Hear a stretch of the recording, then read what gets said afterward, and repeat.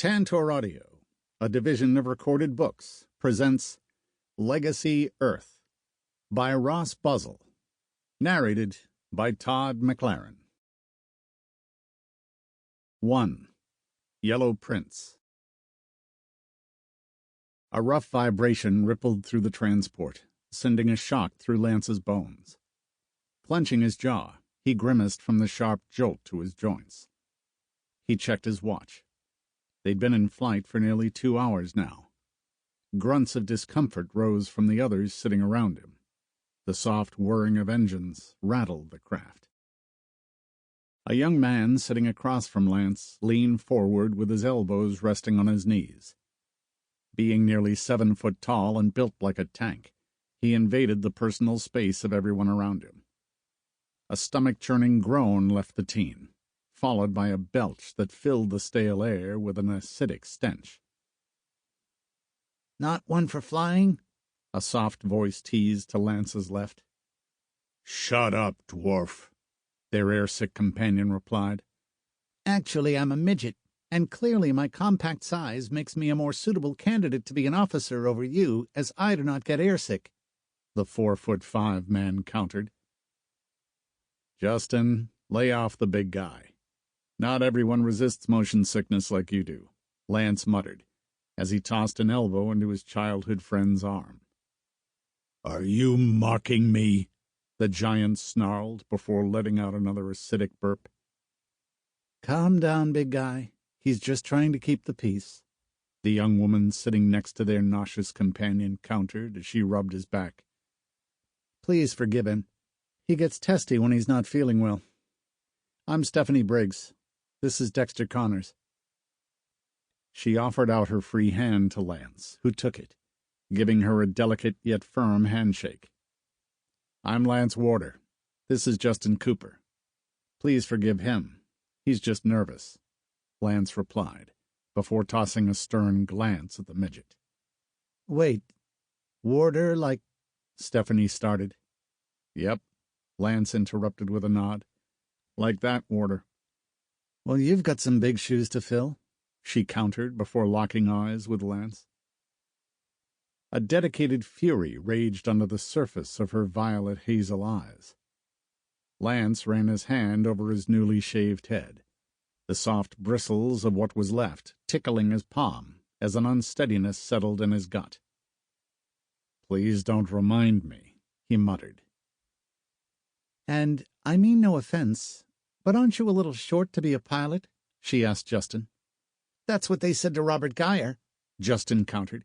"But he went and flew in 3 wars as well as saved countless lives when he flew air ambulance missions at the end of World War II. He was 5 foot 2.5 inches tall, which is nearly 5 inches taller than the height requirement now." "You're stretching if you're going for something from that long ago," Dexter muttered, before flashing a sneer at Justin. The transport shuddered again, causing him to duck his head once more.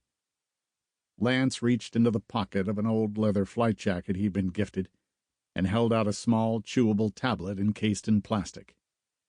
"I've got some Demextrapin," he muttered as he handed the pill to Dexter. "It should help." Dexter took the packet, ripped it open, and devoured the pill. Within seconds, his symptoms subsided as he sat up straight. Next to him, Stephanie's petite frame made her look like a toothpick. "First time on a TT-33A?" Justin asked as he sat back in his seat. "While it's flying, yes," Dexter replied. "What about you, short stack?" "No. I would like to fly one, though," Justin countered. "That's a tall order," Dexter teased. Stephanie elbowed the giant in the ribs. Lance shot Justin a pleading glance. Several other of the 16 candidates all stared at them, anticipating a fight to break out. With some quick thinking, the short-haired young man leaned forward, putting his weight to one side and partially blocking Justin from Dexter. "What postings are you hoping for?" he asked, to change the subject. "Electric engineer and communications officer," Stephanie replied with a cheery bounce in her voice. "I think being part of the Perseus Observatory Station would be a fun posting." "I'm hoping to be put with the IMG," Dexter added. And any place that isn't Mars. What about you? The transport turned left, giving off a violent shudder. A deep, distant rumble added to the coarse vibrations of the craft, sending a blend of numbing vibrations and pins and needles jostling through Lance's lower body. A crackle emanated through the windowless box. We apologize about the rough ride. Due to a headwind, we were a little behind schedule, the tinny voice said. Today's shuttle launch is taking place 2 clicks south of our location with last month's graduates aboard. We will begin our descent shortly. In the meantime, stay buckled in, and if you don't DOR, you may get to see next month's launch.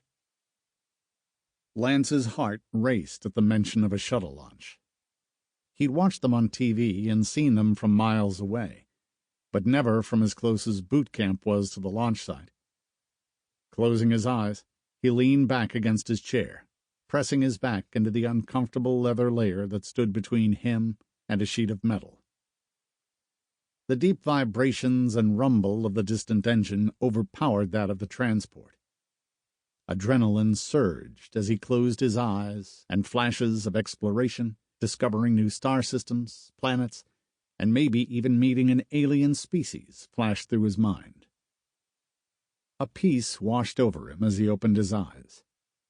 The shuttle's vibrations dissipated after several seconds, leaving only the trembling transport to continue its rough flight to base. Leaning forward, he rested his elbows on his knees. Well? Dexter asked impatiently, waiting for an answer to his question. Put me on a ship, Lance replied. Send me to Perseus, Carina, Norma. I don't care. Just get me out there. You sure you want to go that far out? Stephanie asked. Cryo's good and all, but you'll be an old man before you ever get to see them. Not if we had faster-than-light travel, Justin muttered as he picked at his fingernails. FTL? Stephanie scoffed. That kind of technology can't exist. Textbook Newtonian physics. Can't exist from our point of view, Lance countered with a shrug. Exactly, Justin added, pointing at the young man. It's all about having a different perspective than those around you. Isn't that how we still speak of Newton, even almost 1,000 years later? I don't think having a clear view of the bottom of most tables counts as a proper different perspective, Dexter taunted.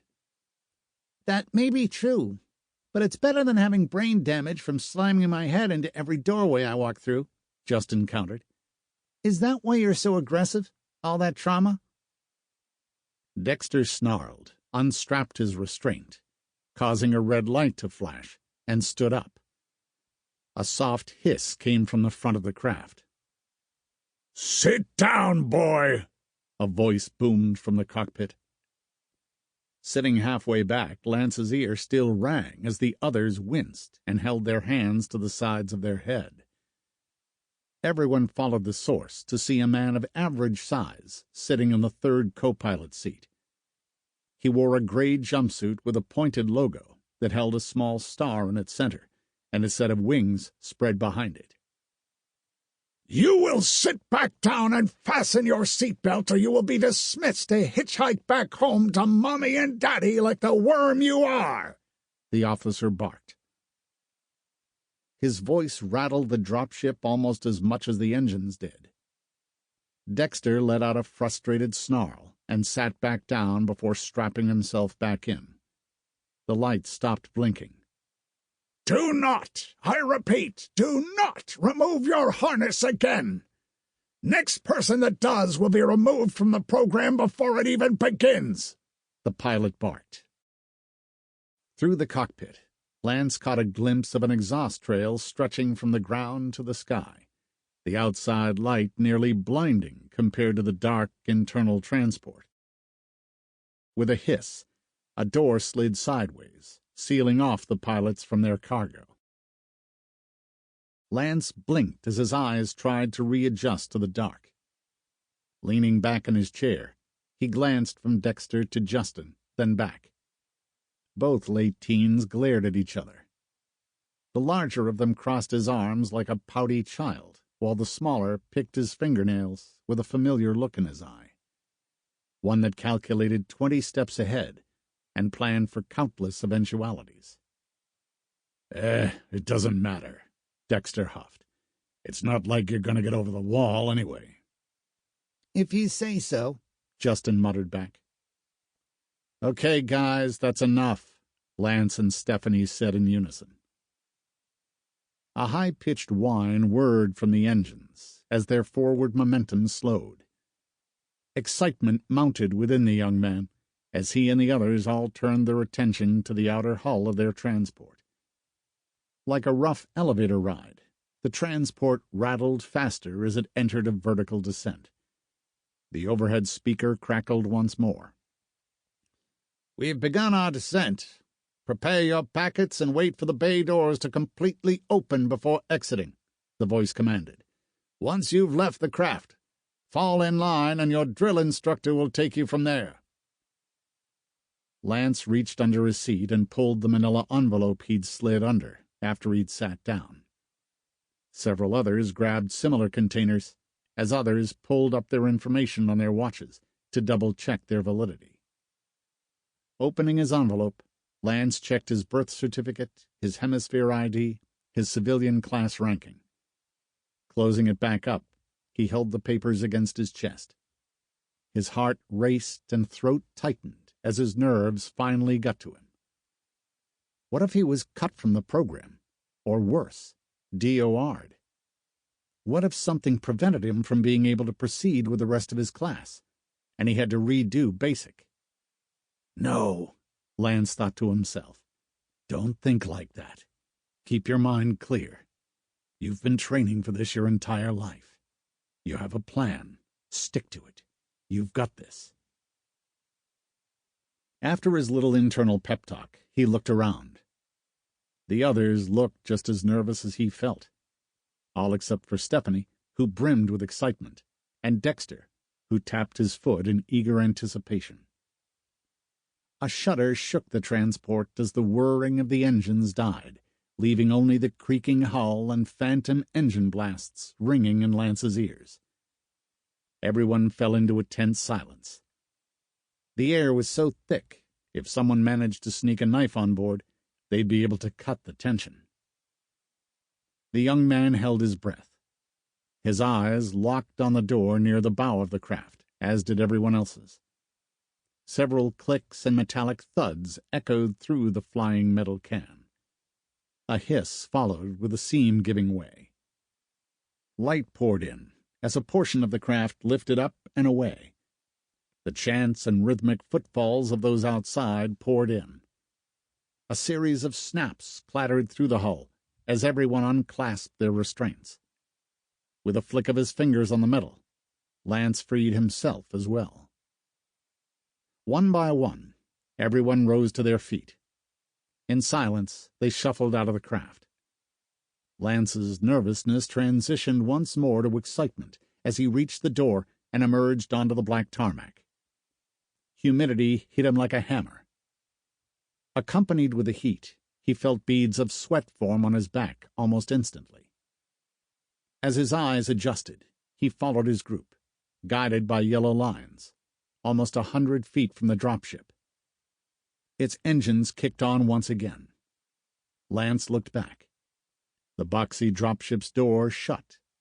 It lifted off by 4 bulbous thrusters on its bottom. Once it reached building clearance height, the thrusters on the back kicked in, and it flew away. The group slowed to a stop. Each individual jostled and found a position to stand. With Stephanie and Dexter to his right and Justin to his left, Lance looked down. A half a step ahead of him were 2 yellow footprints painted into the ground. His heart raced. All he ever wanted to be, everything he'd focused on doing for most of his short life, led to this moment, his first steps. Eagerness overwhelmed him as he positioned his feet onto those legendary spots where countless heroes stood before him. His heart pounded like a war drum as pride swelled within him. 2. Maggots. "Now what do we have here?" a voice bellowed from their right. A chill ran down Lance's spine. Out of habit, his body stiffened, shoulders rolled back, and chest puffed out. "New recruit, sir," an eager young man's voice replied from the front of the line. "That would be a mistake," Justin whispered. "Did I say you could speak, boy?" the drill instructor roared as he stepped next to the young man, pressing the brim of his campaign hat into the side of his victim's head. "I do not think I said you could speak. Get on the ground and push the earth." "How many would you like me to do, sir?" the young man asked. Justin released the same groan Lance held him. "Until I say stop! Do I make myself clear?" the drill instructor yelled. He dropped to the ground and started doing push-ups. "Look at you, your face in the ground. I think I'm going to call you Worm," their commander sneered. "I am Sergeant Folter. For the next 12 weeks, I'm going to be your mommy, your daddy, or whatever parental figure saw it fit to unload you degenerates onto me. When I speak to you, the only words I want to hear out of your mouths is, 'Yes, Drill Sergeant.' Do I make myself clear?" "Yes, Drill Sergeant," the entire class screamed as one. "I'm gonna tell you what there, cadets. You will not speak to me unless you're at the position of attention," Folter screamed as he marched up and down the line. "Your heels are together. Your feet are at a 45-degree angle. Your thumbs are on your trouser seams. Your fingers are curled. Your shoulders are rolled back, and your eyeballs are straight to the front. And when you address me, it will be as, 'Yes, Drill Sergeant.' Do I make myself clear?" "Yes, Drill Sergeant," Lance roared with the class once again. Several grunts came from the cadet on the ground as he struggled to push himself up. Reaching the apex of his exercise, he paused to take a breath. Lance stood like a statue as his eyes darted to Worm.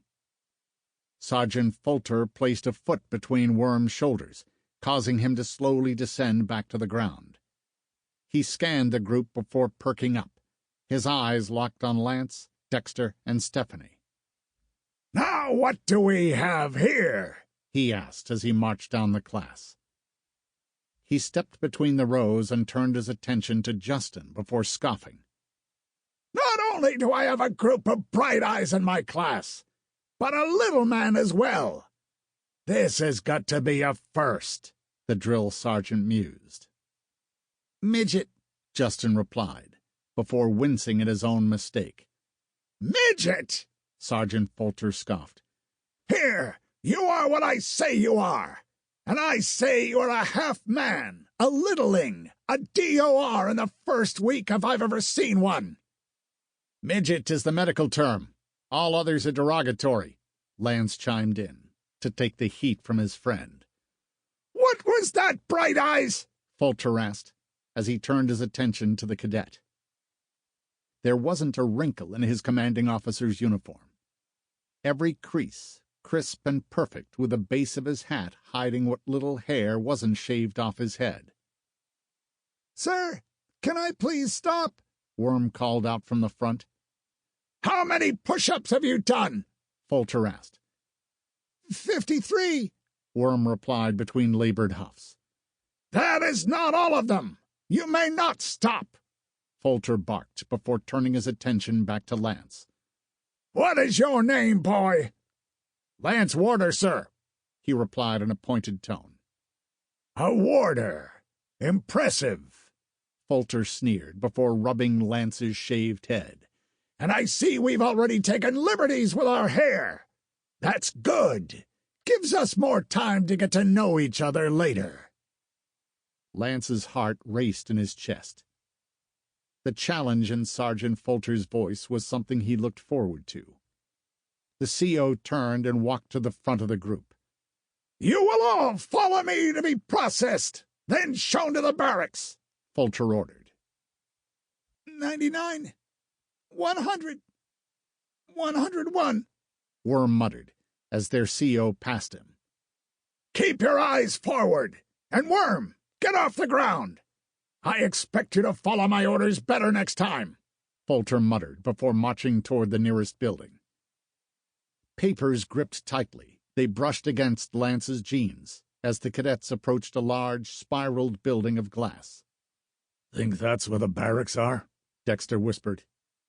"We aren't even true cadets yet," Stephanie replied in just as hushed a tone. "That's likely where they monitor shuttle launches. What I wouldn't give to get into that command center." Her voice trembled in excitement as she eyed the shiny sphere that twirled nearly 50 stories above them. A group of OCS candidates ran by, being led by their CO, who yelled in rhymes, only for those who followed to repeat after him. Approaching the building, several men and women, all with shaved heads and civilian clothes, trudged from the building accompanied by military police.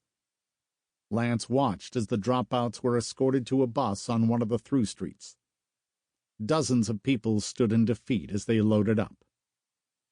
"That will be some of you within the next few weeks," Folter said, pointing at those climbing on the bus. "Do you know what those are?" "DORs," Worm replied. Several initiates groaned. Lance rolled his eyes. "Those are, Worm," Folter said, shooting the cadet a sharp glare. "And it is my job to make sure each and every one of you want to DOR. And only the strong will make it through." Folter locked eyes with Lance as he emphasized strength in his speech. He approached the doors that slid open, revealing a sterile building of white illuminated flooring that matched the walls. A receptionist sat behind a desk directly ahead of them. To her right, a green line marked the ground through a doorway. To her left, a red. "Lance Warder, report to the front," Folter ordered. Taking a deep breath, Lance shot a wink at his nervous childhood friend. Stepping out of line, he approached the drill instructor, who nodded to the receptionist. "Give her your papers," the CO said, "and she will give you your serial number." Without skipping a beat, Lance handed his envelope over. The receptionist took it, opened it, and pulled his paperwork out before starting to type on her computer. "Cadet Warder, your number is 24601, the receptionist said. "And since you've taken it upon yourself to remove your hair for us, I think I'll have you help me with a problem we've been having," Folter said, as he crossed his arms over his broad chest and nodded over to the wall next to the red line. "That wall has been a bit wobbly recently. I think it should be up to someone as strapping as you to hold it up." "You want me to push on the wall, sir?" Lance asked with a tinge of confusion in his voice. "I do not," Folter countered. "I want you to take a seat." Lance's stomach dropped. He hid his reaction, nodding to his commanding officer. He walked over to the wall, turned around, pushed his back up against the wall, and slid part of the way down until his knees were at a 90-degree angle. "Now that's a sturdy wall support. I'm feeling safer already," Folter taunted, before turning back to the class. "First row, approach the desk, surrender your papers, and follow the green line." "Yes, sir," the front row belted.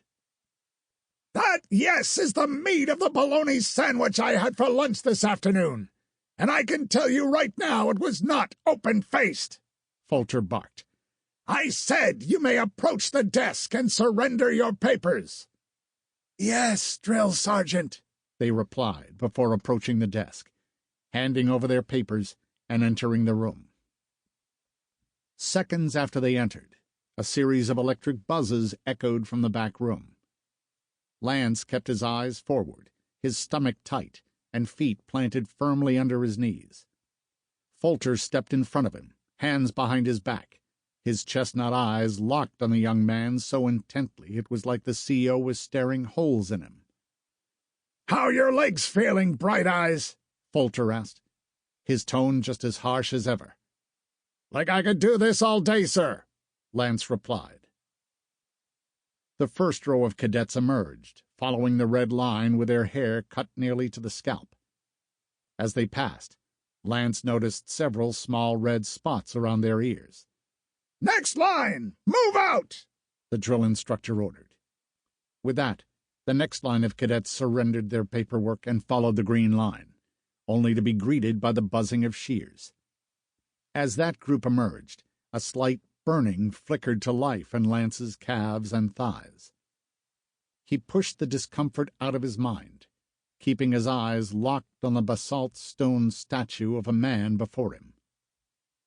Mumbles of discomfort and complaints about the shave being too rough drifted from the next group as they emerged from the back room.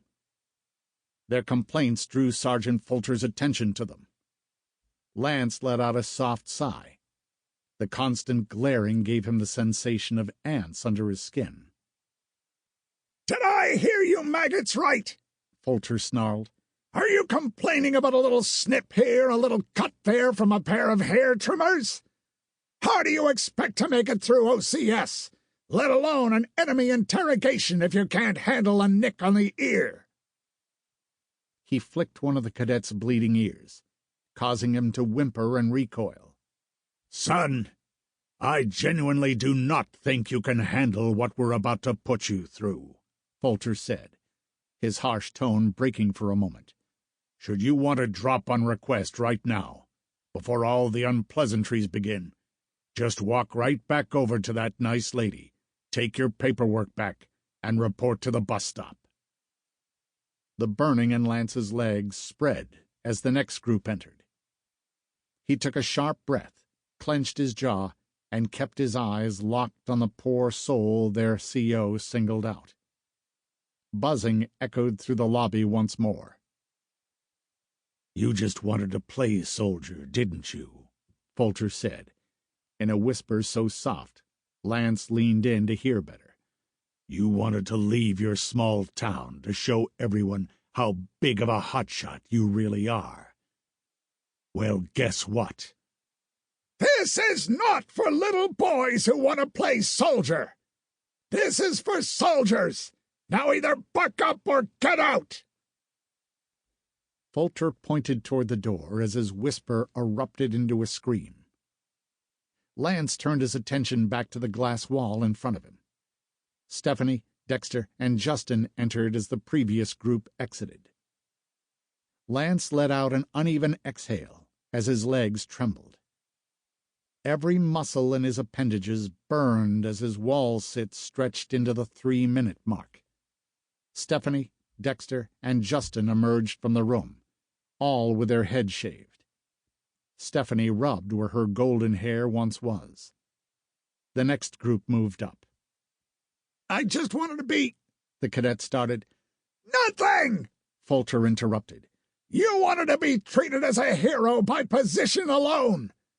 Are you going to earn it, or are you going to DOR like the little maggot you are?" A sniffle accompanied the buzzing of the last group getting their hair cut. After several seconds, a series of angry stomps moved away from Lance. Out of the corner of his eye, he saw the young man approach the receptionist, take his papers, and storm out of the facility. "Second fastest one I've gotten to DOR yet," Folter announced as he turned back to the now hairless class. "If you are not tough, you will not make it here. Do I make myself clear, maggots?" "Yes, Drill Sergeant," they all yelled in unison. "Good! Now what about you, Bright Eyes? How are those legs feeling?" Folter asked, with a hint of pleasure in his tone. "Like I just woke up from a nice long nap, sir," Lance replied, as his body trembled uncontrollably, the burning in his muscles causing beads of sweat to form on his brow. "Well, ain't that a peach? Looks like we may have a tough one after all. Fall in line, Bright Eyes. We're taking you to your barracks," Folter ordered. Lance pushed off the wall. The muscles in his legs tightened, screaming to cramp as he shuffled to his class. He fell in line with Stephanie, Justin, and Dexter, before following the drill instructor out of the building. Sample complete. Ready to continue?